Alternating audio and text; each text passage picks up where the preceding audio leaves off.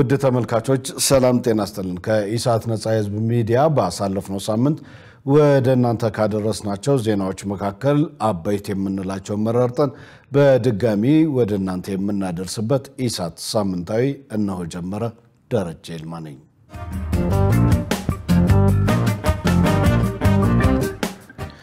በኢትዮጵያ የሃይማኖት ተቋማት ጉባኤ የተቋቋመው አጣሪ ቡድን በምስራቅ አርሲ ዞን ስለተፈጸመው ግድያ የመጀመሪያ ደረጃ ሪፖርት ይፋ ያደረገው ባሳለፍነው ሳምንት ነበር። በዞኑ 4 ወረዳዎች በህፃናት፣ በሴቶች፣ በሃይማኖት አባቶችና በሌሎች ንጹሃን ዜጎች ላይ በታጣቂ ኃይሎች ግድያና እገታ መፈጸሙን ባደረገው ማጣራት ከማህበረሰቡ ማረጋገጡን ቡድኑ አስታውቋል። መሰረት ባዩ ተጨማሪ አላት።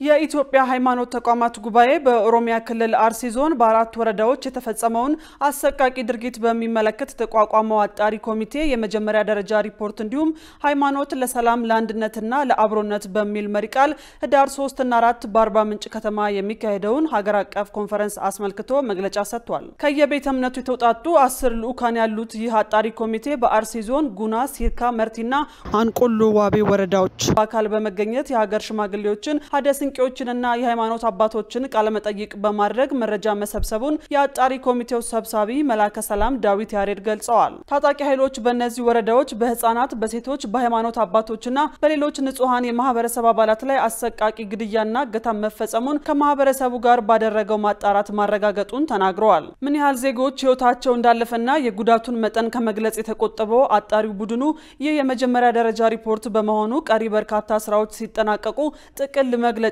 በቅርቡ በኢትዮጵያ ሃይማኖት ተቋማት ጉባኤ በኩል እንደሚሰጥ ሰብሳቢው ተናግረዋል። በሽርካ ወረዳ በዚሁ መንገድ ሽርካ ወረዳ ድረስ ወርደናል።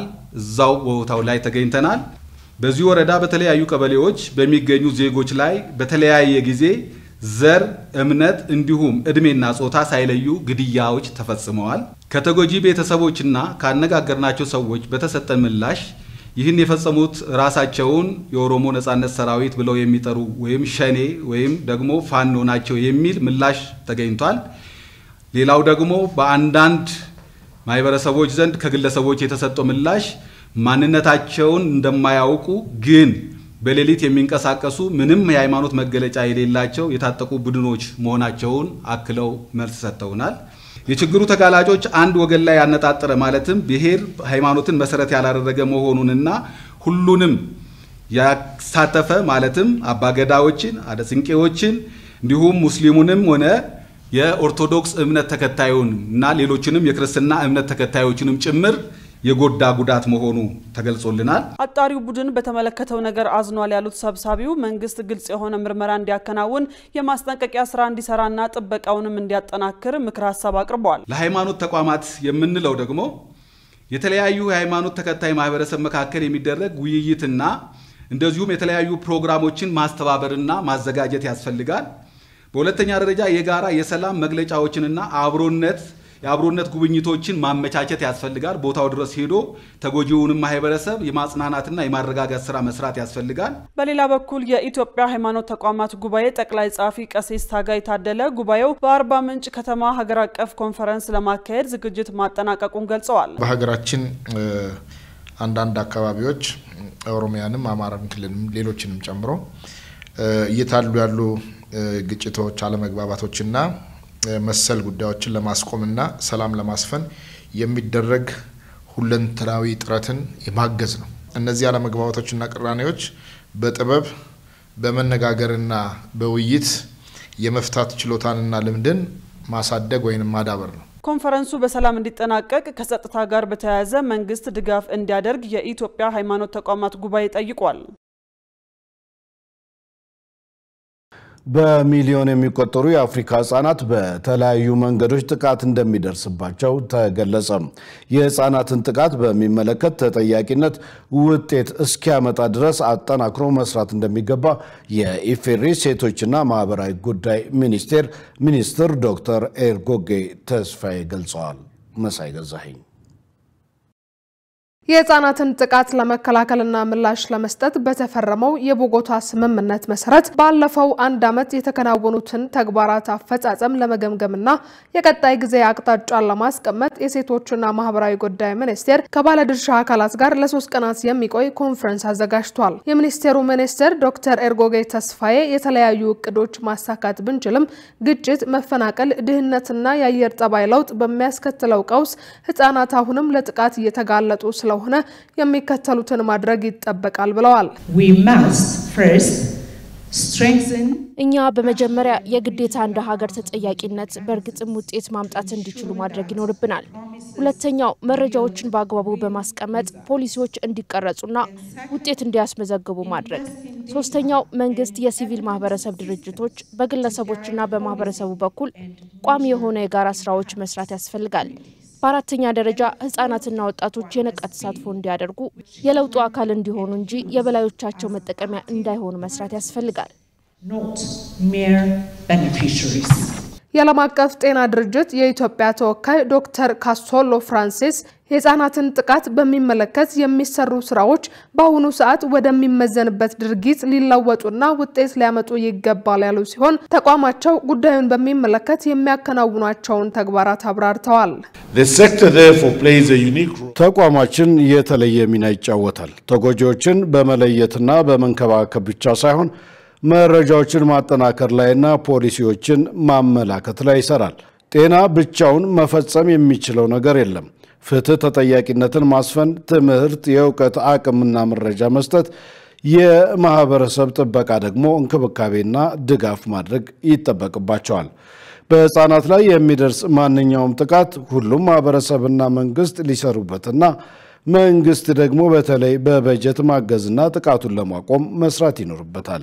ሁሉንም ፖሊሲዎችና ፕሮግራሞች በጋራ መስራት የግዴታ መመራት ያለበት የህፃናት መብት ለድርድር በማይቀርብበት መርህ መሆን አለበት። must be guided by the principle that children's rights are not negotiable. በዩኒሴፍ የኢትዮጵያ ተወካይ ዶክተር አቡበከር ካምቦ በበኩላቸው የህፃናትን ጥቃት በሚመለከት በአፍሪካ ባለው ነባራዊ ሁኔታ በሚሊዮን የሚቆጠሩ ህፃናት አሁንም ጉዳት እንደሚደርስባቸው ተናግረዋል። Across Africa, the reality is heartbreaking. በአፍሪካ ያለው እውነታ ልብ ሰባሪ ነው። በሚሊዮን የሚቆጠሩ ህፃናት በቤታቸው፣ በማህበረሰቡ፣ በትምህርት ቤታቸው፣ በበይነ መረብ፣ በግጭቶች፣ በመፈናቀል ጥቃት ይደርስባቸዋል። ለምሳሌ በሳብሳራ ከ5 ሴቶች አንዷ ጾታዊ ጥቃት ይደርስባታል። ይህም በጂዲፒ 5% የሚሆኑ ህፃናት ጥበቃ እንደሌላቸው ያሳያል። ትውልዱ በትራማ ውስጥ ነው። በቀላሉ እርምጃ ለመውሰድ አያስችልም። በ2050 አፍሪካ 900 ሚሊዮን የሚሆኑ ወጣቶች ያሏት 40% ዓለም ህፃናት የሚኖሩባት አህጉር ትሆናለች። ስለዚህ ጥቃትን በሚመለከት ምላሽ ለመስጠት በአፋጣኝና በጋራ መስራት ያስፈልጋል። We must act with urgency and unity. የግብርና ሚኒስቴር በተያዘው በጀት ዓመት ከ22 ሚሊዮን ኩንታል በላይ አፈር ማዳበሪያ ለመግዛት ማቀዱን የገለጸው ባሳለፍነው ሳምንት ነበር። በሌላ በኩል በ2018-19 በጀት ዓመት በቡና የወጪ ንግድ ከ3 ቢሊዮን ዶላር በላይ ገቢ ለማግኘት ማቀዱን ሚኒስቴሩ ለሕዝብ ተወካዮች ምክር ቤት ለግብርና ጉዳዮች ቋሚ ኮሚቴ አስታውቋል። ገነት ዘዘው ተጨማሪ አላት። የግብርና ሚኒስቴር የ2018ን በጀት ዓመት እቅድና የመጀመሪያ ሩብ ዓመት የሥራ አፈጻጸም ሪፖርት ለሕዝብ ተወካዮች ምክር ቤት የግብርና ጉዳዮች ቋሚ ኮሚቴ በዛሬው ዕለት አቅርበዋል። የግብርና ሚኒስትሩ አዲሱ አረጋ ባቀረቡት ሪፖርት ላይ እንደገለጹት በበጀት ዓመቱ በግብርናው ዘርፍ በአበባ ምርት፣ በእንስሳት ሀብት፣ በቡናና በሰብል ምርት የተሻለ ውጤት ለማምጣት እየተሰራ መሆኑን አንስተው ይህንንም ውጤታማ ለማድረግ አምራቹን ኃይል አካታች ማድረግ ይጠበቃል ብለዋል። አክለውም በ2018-19 በጀት ዓመት 2.96 ሚሊዮን ኩንታል የአፈር ማዳበሪያ ለመግዛት መታቀዱን ተናግረዋል። ይሁን እንጂ ከ7 ሚሊዮን ሄክታር በላይ መሬት በአፈር አሲዳማነት የተጠቃ በመሆኑ ችግሩን ለመፍታት መስራት እንደሚገባና ይህም እየተደረገ እንደሆነ ተናግረዋል። ሚኒስቴሩ ያቀረበውን የበጀት ዓመት እቅድና የመጀመሪያ ሩብ ዓመት የሥራ አፈጻጸም ያዳመጡት የቋሚ ኮሚቴው አባላት ጥያቄ አንስተዋል። የደን ጭፍጨፋ እየተፈጸመ መሆኑን ቋሚ ኮሚቴው በመስክ ምልከታ ለማየት ችሏል። ለአብነት ጋምቤላ በመሆኑ ይህን የደን ጭፍጨፋ ለማስቆም ምን እየተሰራ ነው? የግብርና ምርቶችን ኤክስፖርት በማሳደግ ለውጭ ገበያ በማቅረብ በኩል አፈጻጸሙ በታቀደበት ልክ ያልተፈጸመበት ምክንያት ቢብራራ እንደ ስጋት የተቀመጡ በተለይ ከዋና ዋና የቡና አምራች ሀገሮች ሊያጋጥሙ የሚችሉ ፉክክርና የአየር ንብረት ለውጥ ተጽዕኖ ለመቋቋም ምን ዝግጅት እየተደረገ ነው? የአፈር ማዳበሪያና የኖራ ግብዓት አቅርቦትን በክልሎች ፍላጎት መሰረት በጊዜ ከማቅረብና ከማሰራጨት አኳያ ያለው አጠቃላይ የተሰራ ስራ ምን እንደሚመስል ማብራሪያ ቢሰጥበት። 3.47 ሚሊዮን ችግኝ ለማባዛት የመኖ ችግኝ በ2017 ላይ 10.049 ሚሊዮን የተፈጸመ ሲሆን በ2018 6.303 ሚሊዮን ለማባዛት ሲታቀድ ለቴክኖሎጂ ተጠቃሚዎች የሚሰጥ የአቅም ግንባታ ስልጠናዎችም በሁሉም ዘርፍ በማነስ ታቅዷል። እቅዶች በማነስ ታቀዱበት ምክንያት ቢብራራ ለቅድመ ገንዲ በሽታ ቁጥጥር መሰረታዊ መረጃ ለመሰብሰብ ለእንስሳት ላይ ምርመራ ለማካሄድ በ2017 ከነበረው 540 በ2018 720 ለማድረስ ታቅዷል። ካለው አንገብጋቢ ሁኔታ ጋር በማገናዘብ እቅዱ ለምን ከፍ ብሎ አልታቀደም?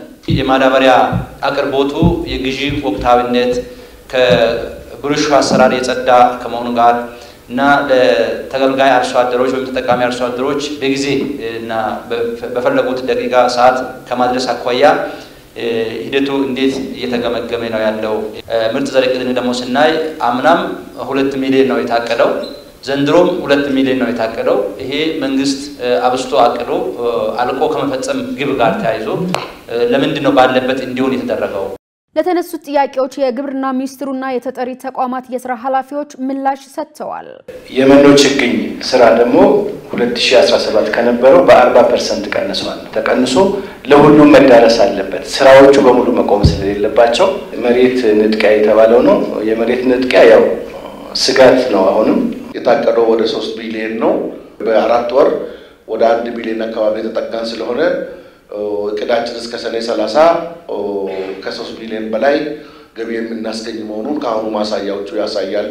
መጠን ላይ ግን በጣም መስራት አለብን እንደ ግብዓት ብንወስደው የሚል ለምርት ዘመኑ አጠቃላይ ይቀርባል ተብሎ በእቅድ የተያዘው 22.9 ሚሊዮን ኩንታል ነው። እቅድ የያዝነው 1.6 ቢሊዮን ዶላር ያስፈልጋል የሚል ነው። ከብሔራዊ ባንክ የተፈቀደልን 1.2 ቢሊዮን ዶላር ነው። አርሶ አደሩን በሚደግፍ መልኩ በትራክተር በማረስ በኮምባይነር በማጨድ እና በመሳሰሉት መንገድ ተጠቅሞ ምርትና ምርታማነትን ከማሳደግ አኳያ አሁንም ክፍተቶች አሉባቸው። ሰባተኛውን ሀገራዊ ምርጫ ለማካሄድ በቅድሚያ አስቻይ ሁኔታ መፍጠርና ውስጣዊውን ችግር መፍታት ይገባል የተባለው ባሳለፍነው ሳምንት ነበረ። መንግስት ሰላም ለመፍጠር ከታጠቁ ኃይሎች ጋር ድርድር ማድረግና ችግሩን መፍታት እንደሚጠበቅበትም ተገልጿል። መሰረት ባዩ በዘንድሮ ዓመት የሚካሄደውን ሰባተኛው ሀገራዊ ምርጫ አስመልክቶ መሰረታዊ ማሻሻያዎች እንዲደረጉ 10 ሀገራዊና ክልላዊ የፖለቲካ ፓርቲዎች በጋራ ባወጡት መግለጫ ጠይቀዋል። መግለጫውን ያወጡት ህብር ኢትዮጵያ ዲሞክራሲ ፓርቲ፣ የመላው ሲዳማ ህዝብ ዲሞክራሲያዊ አንድነት፣ ባልድራስ ለእውነተኛ ዲሞክራሲ ፓርቲ፣ የኢትዮጵያ ህዝብ አብዮታዊ ፓርቲ፣ የኢትዮጵያ ሶሻል ዲሞክራቲክ ፓርቲ፣ የኢትዮጵያ ፖለቲካ ፓርቲዎች አንድነት መድረክ፣ የኦሮሞ ነጻነት ግንባር፣ የኦሮሞ ፌዴራሊስት ኮንግረስ፣ የወላይታ ብሔራዊ ንቅናቄ፣ አረና ትግራይ ለዲሞክራሲና ሉዓላዊነት ፓርቲ ናቸው። ፓርቲዎቹ በመግለጫቸው ሰባተኛው ሀገራዊ ምርጫ ካለፈው ታሪክ የተለየና አስተማማኝ ሰላም ለመገንባት የሚያስችል እውነተኛ እርምጃ እንዲሆን ምቹ ሁኔታ መፍጠር አማራጭ ሳይሆን ቅድመ ሁኔታ መሆኑን ገልጸዋል። በጉዳዩ ላይ ለኢሳት ሐሳባቸውን የሰጡት የኢትዮጵያ ህዝባዊ አብዮታዊ ፓርቲ ፕሬዝዳንት አብርሃም ሃይማኖት ምርጫው ፍትሃዊና ዲሞክራሲያዊ እንዲሆን በቅድሚያ መሰራት አሉባቸው ያሏቸውን ጉዳዮች አንስተዋል። 10 ፓርቲዎች ዋና ዓላማ ይሄ 2018 ምርጫ ፍትሃዊ ዲሞክራሲያዊ እንዲሆን ነው ፍላጎታችን። እነዛ እንዲሆኑ ደግሞ የመጀመሪያው አስቻይ ሁኔታ መፈጠር፣ የሚዲያ ነጻነት መኖር፣ ጋዜጠኞች የታሰሩ መፈታት፣ ፖለቲከኞች መፈታት የዓለም አቀፍ ታዛቢዎች የአውሮፓ ህብረት የተባበሩት መንግስታት የአፍሪካ ህብረት ታዛቢዎች መኖር በጣም ወሳኝ ነው እንዲሁም የሰላምና ጸጥታ ጉዳይ ላይ አስተማማኝ ነገር ማድረግ የተቃዋሚ ፓርቲዎች በነጻነት ወጥተን ቀስቀስ ህዝባችንን የሐሳባችንን ሰጥተን ለህዝባችን ሰጥተን እንዲመርጠን ለማድረግ እነዚህ መሰረታዊ ናቸው ፕሬዝዳንቱ አያይዘውም እነዚህ ችግሮች ለሰባተኛው ሀገራዊ ምርጫ ተግዳሮት መሆናቸውን አንስተው ቅድሚያ እነዚህን ውስጣዊ ችግሮች መፍታት እንደሚያስፈልግ ተናግረዋል የሀገር ውስጥ ችግር መፈታት አለበት ከምርጫ ጋር በተያያዘ ብቻ ሳይሆን ለሀገሪቱም ሰላም እድገት ኢኮኖሚያዊ እድገት ስለዚህ እነዚህ የውስጥ ችግሮች የ2018 ምርጫም ከባድ ተግዳሮቶች ናቸው ስለዚህ አስቸኳይ ሁሉን አቀፍ ድርድር ያስፈልጋል መነጋገር መቀመጥ እና የውስጥ ችግርን መፍታት ያስፈልጋል ከህዝብ ጋራ እንዲሁም ከፖለቲካ ሊቃኑ ጋር መግባባት ያስፈልጋል የኦሮሞ ፌደራሊስት ኮንግረስ ኦፌኮ ፓርቲ ምክትል ሰብሳቢ ሙላቱ ገመቹ በበኩላቸው እኛ የምንፈልገው ሰላም ሰፍኖ ምርጫ እንዲካሄድ ነው ያሉ ሲሆን ሰላም ማስፈን ከተቻለ የሀገሪቱን ሁለንተናዊ እድገትም ማረጋገጥ ይቻላል ብለዋል ሰላምን ለመፍጠር ግጭት ከሚፈጥሩት አካላት ጋርም ምንድነው ጥያቄያቸው ብሎ ቁጭ ብሎ ነፍጥ የሚያነሱበት ምክንያት ምንድነው እነዚህን ጥያቄያቸውን ተቀብሎ ጥያቄያቸውን የሚስተናገድበት የነሱም ሐሳባቸውን ሁለቱም ተገናኝቶ ችግሩ የሚፈታበትና ሰላም የሚፈጠርበትን የመፈለጉ ከፍተኛውን ድርሻ የሚይዘው አሁን መንግስትና እንግዲህ ሀገሪቷን የሚያስተዳድረው ፓርቲ ነው ማለት ነው ይሄ ይፈልጋል ህዝባችን ደግሞ ለዚህ መጣር አለበት ሰላም እንዲፈጠር ሁሉም ሰርቶ እንዲገባ ሀገር ቤት ያሉት ከቦታ ወደ ቦታ በሰላም ለመዛወር እንዲችሉ ሰላማዊ የሆነ ጉዳይ አስቻይ የሆኑ ጉዳዮች በሀገሪቷ ውስጥ እንዲፈጠሩ ህዝብ ደግሞ ለዚህ ተገቢውን አገልግሎት መስጠት ነው እና ፓርቲዎች ደግሞ ለሰላም መቆም አለባቸው በትጥቅ ትግል የሚገኙትን ጨምሮ በሁሉም የፖለቲካ ኃይሎችና ባለድርሻ አካላት መካከል ሁሉን አቀፍ ውይይት በማድረግ ብሔራዊ መግባባት መፍጠርና እርቅ ማውረድ አስፈላጊ መሆኑን የፖለቲካ ፓርቲዎቹ ባወጡት መግለጫ አስታውቀዋል በኢትዮጵያ ግማሽ ሚሊዮን የሚደርሱ ዜጎች የአይን ብሌን ንቅለ ተከላ እየተጠባበቁ እንደሚገኙ የተገለጸውም በአሳለፍነው ሳምንት ነበር ባለፉት 3 ወራት 1200 ዜጎች ከህልፈት በኋላ የአይናቸውን ብሌን ለመለገስ ቃል መግባታቸውን የኢትዮጵያ የደምና ህብረ ህዋስ ባንክ አገልግሎት አስታውቋል ሰላማዊት ሙሉጌታ ተጨማሪ አላት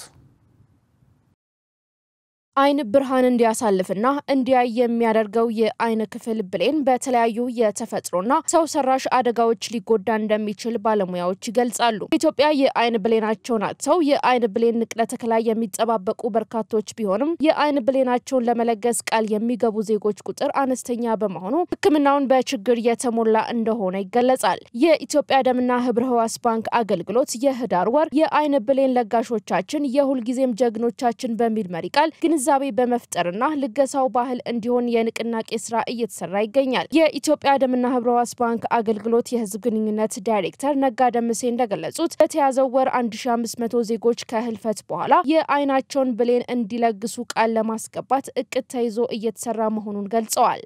የህዝብ አደረጃጀቶች፣ ወጣቶች፣ ሴቶች ምክር ቤት አባል የሚባሉት እነዚህ ተጽዕኖ ይፈጥራሉ ብለን የምናስባቸው ከሞት ጋር የተያያዙ ደግሞ እነዚህ ወሳኝ ኩነት የመሳሰሉት ጋር በቅርበት በመስራት በመነጋገር ያሉትን ችግሮች በመፍታት ይሄን የንቅናቄ ስራውን ከፍተኛ ደረጃ ላይ ለማድረስ በዚህ ወር እንደ ተቋም 1500 ሰዎች በትንሹ ቃል ለማስገባት ከህልፈት በኋላ የአይን ብሌኔን ለግሼ ለሌሎች ብርሃን ሆናለሁ የሚሉ ፈቃደኞችን ቃል ለማስገባት እቅድ ይዘናል። ከዛ ባሻገር ደግሞ እንግዲህ የእምነት አባቶች በየእምነት ተቋማቸው እንዳስተምሩ እነሱ ጋር በቅርበት እንሰራለን። ባለፉት 3 ወራት 1200 ዜጎች ከህልፈት በኋላ የአይናቸውን ብሌን ለመለገስ ቃል መግባታቸውን የገለጹት ዳይሬክተሩ ከዚህ ቀደም ከነበረው የግንዛቤ መጠን አንፃር አሁን ላይ የተሻለ ግብረ መልስ እያዩ መሆኑን አስረድተዋል። ይሁን እንጂ ከተደራሽነት አንፃር እጅግ አነስተኛ መሆኑን ጠቁመዋል። 1200 በዚህ አመት እንግዲህ 1200 አካባቢ ቃል አስገብተናል። 20 አመት በላይ የሆነ ጥናት እንደሚያመለክተው ከ300,000 ሰው በላይ ነው የአይን ብሌን ጠባሳ በዛን ጊዜ የተደረገው ጥናት የሚያሳየው አሁን ከግማሽ ሚሊዮን በላይ ይሆናል ተብሎ ይገመታል። የንቅለ ተከላ ማዕከላቶቹ እንዲጨምሩ የንቅለ ተከላውን የሚሰሩት ሐኪሞች ቁጥር እንዲጨምር ማድረግ ስራ ሁላችንም ኃላፊነት ሊሆን ይገባል ብለን ስለምናምን ከዛ አንፃር ብዙ ይቀራል። ብዙ ሰዎች ቁጥር እንዲጨምር በጎ ፈቃደኞች ህልፈት ያጋጥም እኛው በየቤቱ ህልፈት ያጋጥም ቤተሰቦች ኃላፊነት ወስደው ያጋጠመውን ቤተሰባቸውን የአይን ብሌን እንዲለግሱ ሰዎች ደግሞ ቃል እንዲገቡ ከልፈት በኋላ ለመለገስ ቃል ገብቻለሁ ብለው እንዲያስተምሩ ቃል የገባው ሁሉ ይነሳል ማለት አይደለም። እሱን ትራክ የምናደርግበት ሲስተም የለንም ለጊዜው። በዚህኛ ሙሉ ኃላፊነቱን የምንሰጠው ቃል ለገቡ ሰዎች ነው። ውድ ተመልካቾች ከኢሳት ሳምንታዊ የዕለቱ ዜና ወደ እናንተ መድረሱን እንደቀጠለ ነው። አሁን ደግሞ ወደ ውጭ ዘገባዎች አልፋለሁ። የሱዳን ፈጥኖ ደራሽ ኃይል በዳርፉር ቁጥጥሩን አጠናክሮ ትኩረቱን ወደ ምስራቅ አዙሯል የተባለው ባሳለፍነው ሳምንት መጨረሻ ነበር። ፈጥኖ ደራሹ ብጥብጡ እንደገና እንዲቀጣጠል እያደረገና በሀገሪቱ የነዳጅ አምራች አካባቢዎች ላይ የድሮን ጥቃት እየፈጸመ እንደሆነም ታውቋል። ዮሐንስ ተስፋ ይህ ካሊል ይባላል። ከሰሜን ኮርዶፋን ባራ ከምትባል ግዛት ጦርነቱን ፍራቻ የሸሸና በሀገሪቱ አሁንም እየቀጠለ ባለው የእርስ በርስ ጦርነት ሰለባ የሆነ ዜጋ ነው። ከሱዳን ሰራዊት ጋር የሚዋጋው የፈጥኖ ደራሽ ኃይል ባለፈው ወር በዳርፉር ቁጥጥሩን ካጠናከረ በኋላ ትኩረቱን ወደ ምስራቅ አዙሮ በዳርፉርና በመካከለኛው ሱዳን መካከል ወሳኝ ስልታዊ ስፍራ የሆነችውን የባራ ግዛት ሲቆጣጠር ከሸሹ የግዛቲቱ ነዋሪዎችም አንዱ ነው። በዚህ የፈጥኖ ደራሹ ኃይል ድርጊት ብጥብጡ እንደገና በከፍተኛ ሁኔታ ተቀጣጥሏል። እንዲሁም ሀገሪቱ ዘይትና ነዳጅ አምራቾቹ ደቡባዊ አካባቢዎች ላይ በድሮን የታገዘ ጥቃት ተፈጽሟል። የፈጥኖ ደራሹ ኃይል አርኤስኤፍ እና የሱዳን መከላከያ ሰራዊት በድሮን የታጀቡ ጥቃቶችን ማባባሳቸውና አዳዲስ ወታደሮችን እንዲሁም የጦር መሳሪያዎችን ማሰማራታቸው ሁለቱም ወገኖች ጥረታቸውን በኮርዶፋን ላይ ያደረጉ ስለመሆኑ ይጠቁማል። ይህ ግዛት በፈጥኖ ደራሹ ምዕራባዊ የዳርፉር ምሽጎችና በምስራቅ በመከላከያ ሰራዊቱ ቁጥጥር ስር ባሉ ግዛቶች መካከል እንደ መከላከያ ምሽግ ሆኖ ያገለግላል። ካሊል ክንዱ በጨንቅ ተጠቅልሎ በሱዳን ዋና ከተማ ካርቱም በሚገኘውና በሰራዊቱ ቁጥጥር ስር ባለው ቀጠና ሆኖ ለሮይተርስ ሐሳቡን የሰጠ ሲሆን ከሌሎች 8 ሰዎች ጋር አንድ ላይ ተቀምጠን ሳለ የፈጥኖ ደራሽ ኃይሎች ከሰራዊቱ ጋር ተባብራቸዋል በሚል ምክንያት ተኩስ ከፈቱብን ብሏል። ዘጠኝ ነበር። አንዱን ጓደኛችንን ገደሉት እና ሌላውን ደግሞ ሁለቱን እግሮቹን በጥይት መቱት። ብዙ ደም ስለፈሰሰው ወዲያው ሞተ። ቀሪዎቹ በጥሩ ሁኔታ ላይ ናቸው። እኔና ሌላ ጓደኛዬ ግን ተጎድተናል። ሌላው ለሮይተርስ ማንነቱን ደብቆ ሐሳቡን ያጋራው ሰው ሰዎች በጎዳና ላይ በጥይት ሲደበደቡ በቤት ውስጥ ተደብቆ እንደነበር ገልጿል። እርሱና ቤተሰቡን ከባራ እንዲያስወጣቸው ለአንድ ተዋጊ ገንዘብ መክፈሉንም ጨምሮ ተናግሯል። ከተማ ውስጥ ከቆየን በየደቂቃው ወዳጆቻችንን የምናጣ መስሎ ተሰማን። ምክንያቱም የሚመጣ ማንኛውም ቡድን አንድ ሰው ይገላል ወይም እግሩን በጥይት ይመታል። ሮይተርስ ስለ ብጥብጡ ያገኛቸውን መረጃዎች በተናጠል ማረጋገጥ ባይችልም ፈጥኖ ደራሽ ኃይሉ በባራ የተፈጸመውን ግድያ አስመልክቶ ስለወጡ መረጃዎች አስተያየት እንዲሰጥ ለቀረበለት ጥያቄ መልስ አልሰጠም። ባለፈው ሳምንት በዳርፉር የሰራዊቱ የመጨረሻ ምሽግ የሆነውን አልፋሻን ሲቆጣጠር በርካታ ሲቪሎችን ገድሏል በሚሉት ዘገባዎች ምክንያት ዓለም አቀፍ ቁጣ ከተቀሰቀሰ በኋላ በአሜሪካ የቀረበውን የተኩስ አቁም ስምምነት ተቀብሏል። በአልፋሻና በሌሎች ቦታዎች ስለደረሰ ሰፊ የሰብአዊ መብት ጥሰት የሚነገሩ ዘገባዎች የተጋነኑ እንደሆኑም ተናግረዋል። መከላከያ ሰራዊቱ ግን ለ2 ዓመት ተኩል ከቆየው ግጭት በኋላ እጅግ በጣም አስፈላጊ የሆነውን ሰብአዊ እርዳታ ለማድረስ እድል የሚሰጠውን የተኩስ አቁም ስምምነት ያልተቀበለ ሲሆን ውጊያውም አልተቀዛቀዘም። የስልጣን ሽኩቻን መሰረት አድርጎ የተቀሰቀሰው ጦርነት ወደ ዘር ነክ ውጊያ የተቀየረ ደም መፋሰስ፣ ሰፊ ጥፋትና የጅምላ መፈናቀልን አስከትሏል። የውጭ ኃይሎችን በእርስ በርሱ ጦርነት በማሳተፍም ሱዳንን የመከፋፈል አደጋ ላይ ጥሏታል። መረጃውን ስናጠናቀር ሮይተርስን ዋቢያችን አድርገናል። በኪየቭ በተፈጸመ የድሮንና የሚሳኤል ጥቃት በሰዎች ላይ ጉዳት ደረሰ የተባለውን በዚሁ ባሳለፍነው ሳምንት መጨረሻ ነበር። ጥቃቱ ኢላማ ያደረገው ወሳኝ መሰረተ ልማቶች ላይ ሲሆን ህንፃዎች መውደማቸው ተገልጿል። ሸሪፍ ኢማም የዩክሬን መንግስት የአደጋ ጊዜ አገልግሎት እንዳስታወቀው ሩሲያ በኪየቭ በፈጸመችው ጥቃት አንድ ሰው ሲገደል ቢያንስ 24 ሰዎች ቆስለዋል ብሏል። አክሎም ምሽት ላይ በተፈጸመው ጥቃት አርብ ዕለት 40 ሰዎችን ከአደጋው መታደግ ተችሏል። እሳት የመኖሪያ ህንፃዎች ላይ አደጋ ማድረሱም ተገልጿል። የኪየቭ ከንቲባ ቪታሊ ክሊቲስኮ ሁኔታውን ትልቅ የጠላት ጥቃት ሲሉ ገልጸውታል። በአደጋው ጉዳት ደርሶባቸው ወደ ሆስፒታል ከተወሰዱ ሰዎች መካከል ነፍሰ ጡር ሴትና ከፍተኛ ጉዳት የደረሰበት ሰው ይገኙበታል። የኪየቭ ግዛት የበላይ ኃላፊ የሆኑት ማይኮላ ካላሹኒያክ እንዳሉት የሩሲያ ሚሳኤልና ሰው አልባ አውሮፕላኖች ወሳኝ የሆኑ መሰረተ ልማቶች ላይ ትኩረት ማድረጋቸውን ተናግረዋል። ከንቲባው ክላሽንኮ እንዳረጋገጡት የሩሲያ ጥቃት የከተማዋን የሙቀት ኔትወርክ እንዳበላሸው አስታውቋል። በሰሜናዊ ዶኔትስክ የሚገኙ የመኖሪያ ህንፃዎች በጊዜያዊነት የሙቀት አገልግሎት ተቋርጧልም ብለዋል። አርብ ጠዋት ላይ የተፈጸሙ ጥቃቶች በዩክሬን ዋና ከተማ የሚገኙ የመኖሪያ ህንፃዎችን አጥቅተዋል። ሩሲያውያን የመኖሪያ ህንፃዎችን እያጠቁ ነው። በኪየቭ ጠቅላላ በሁሉም መንደር ትላልቅ የመኖሪያ ህንፃዎች እየወደሙ ነው ብለዋል የከተማዋ የወታደራዊ አስተዳደር ኃላፊ ታይሙር ቲካቺንኮ። ይህ በእንዲህ እንዳለ የሩሲያ የመከላከያ ኃይል ምሽት ላይ ከ200 በላይ የዩክሬን ድሮኖች መጥቶ መጣሉን አስታውቋል። የቡድን 7 አባል ሀገራት የውጭ ጉዳይ ሚኒስትሮች ለዩክሬን የግዛት አንድነት ያላቸውን የሚያወላውል ድጋፋቸውን ካረጋገጡና አፋጣኝ የተኩስ አቁም እንዲደረግ ከጠየቁ ከሁለት ቀናት በኋላ ነው በኪየቭ ላይ ጥቃቱ የተፈጸመው። የአውሮፓ ህብረት ባለስልጣናት የዩክሬንን ከፍተኛ የኒውክሌር ኤነርጂ ባለስልጣናት የገቡበትን የሙስና ቅሌት ተከትሎ እርምጃ መወሰዱና ክትትል መደረጉ እንዲቀጥል ጠይቀዋል። አያይዘውም ኪየቭ የሩሲያን ወረራ ለመግታት የምታደርገውን ትግል ለመደገፍ የሚያደርጉት እርዳታ ተጠናክሮ እንደሚቀጥል ቃል ገብተዋል። ሩሲያና ዩክሬን ሁለቱም በተከታታይ ድሮን ጥቃት ማክሸፋቸውን እየገለጹ ቢሆንም በበርካታ ስፍራዎች ላይ ድንበር ተሻጋሪ ጥቃቶችንም እየፈጸሙ ነው። የዩክሬን ባለስልጣናት እንዳሉት የሩሲያ ኃይሎች በቅርብ ሳምንታት ውስጥ በከተሞችና በመሰረተ ልማቶች ላይ የሚያደርጉትን ጥቃት አጠናክረው ቀጥለዋል ሲሉ ይከሳሉ። ሞስኮም በበኩሏ ኪየቭ የድሮን ጥቃቷን በሩሲያ ግዛት ውስጥ ዘልቃ በመግባት አጠናክራ ቀጥላለች ስትል ወቀሳ ታቀርባለች። የሩሲያ ኃይሎች በምስራቃዊ ዩክሬን ለወራት የዘለቀ ጥረት ሲያደርጉ ቆይተዋል። የዶኔትስክና የሉሃንስክ ግዛቶችን ለመቆጣጠር ሩሲያ ሰኞ ዕለት እንዳለችው በጦር ግንባር 3 መንደሮችን መቆጣጠሯን አስታውቃለች። ለዚህም ጦሯን በሰው ኃይልና በመሳሪያ በማጠናከር ላይ ናት ተብሏል። ዜናውን ስናዘጋጅ አሶሺየትድ ፕሬስ፣ አልጀዚራ፣ ዲደብሊው እና ፍራንስ 24ን በመረጃ ምንጭነት ተጠቅመናል። ውድ ተመልካቾች ከኢሳት ነጻ የህዝብ ሚዲያ ኢሳት ሳምንታዊ እስካሁኑን ይመስል ነበረ። ከዜናዎቹ ጋር ደረጀ ይልማ አብሬያችሁ ቆይቻለሁ። ከቀሪ ኢሳት ዝግጅቶች ጋር ሰናይ ጊዜ